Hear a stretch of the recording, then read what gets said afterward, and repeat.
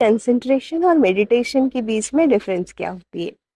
Difference बहुत बड़ा नहीं, बहुत सिंपल होता है।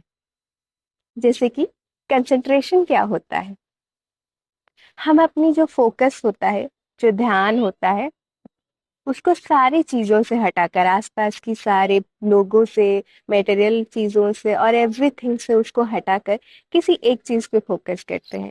जैसे कोई जॉब करने वाला हो तो वो अपनी कैरियर पे फोकस करता है, कोई बिजनेस हो तो वो अपनी बिजनेस पे फोकस करता है, कोई स्टूडेंट हो वो अपनी चारों तरफ से सारे फोकस को हटाकर सिर्फ अपनी एग्जाम पे फोकस करता है।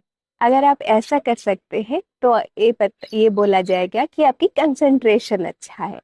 मतलब आप चारों तरफ से अपनी सारी फोकस को एक ही जगह एकत्र करते हैं और आप एक स्पेसिफिक गोल के ऊपर वो सारे फोकस को एडमिनिस्ट्रेट करते हैं। उसको कंसंट्रेशन कहा जाता है।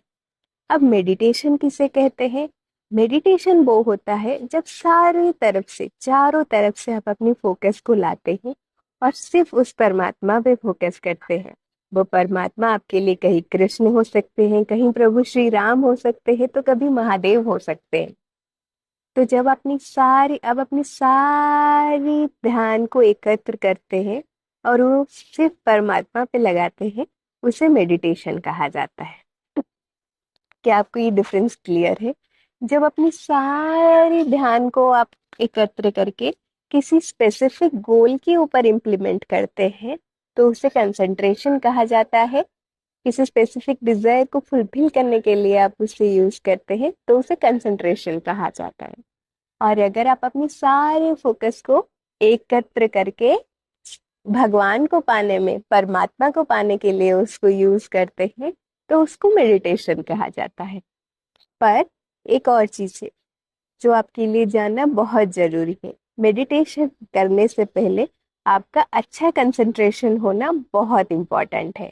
ऐसा एकदम नहीं है कि जिनका कंसंट्रेशन अच्छा नहीं है वो मेडिटेशन नहीं कर सकते। भक्ति का तो पाथ ही अलग होता है। लेकिन जिनका कंसंट्रेशन अच्छा है, जिन्होंने जैसे आप सब सक्सेसफुल लोगों को देखा होगे, जो साधु संत हैं, जैसे कि सदगुरु हो गए, बहुत सारे आईआईटियंस है जिन्होंने संन्यास ले लिया, जिन्होंने अभी धर्म का प्रचार कर रहे हैं बाबा बनकर। वो इतने बड़े बड़े पोस्ट पे बहुत सक्सेसफुल पीपल रहे हैं, उनका कंसंट्रेशन हमेशा से अच्छा रहा है।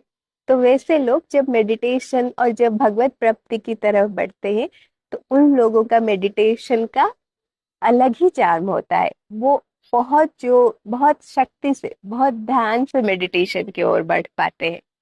लेकिन भक्ति का तो मार्ग ही अलग है। तो अगर आपको भगवत प्राप्ति का मार्ग मेडिटेशन से भी होकर गुजरता है और भक्ति से भी होकर गुजरता है।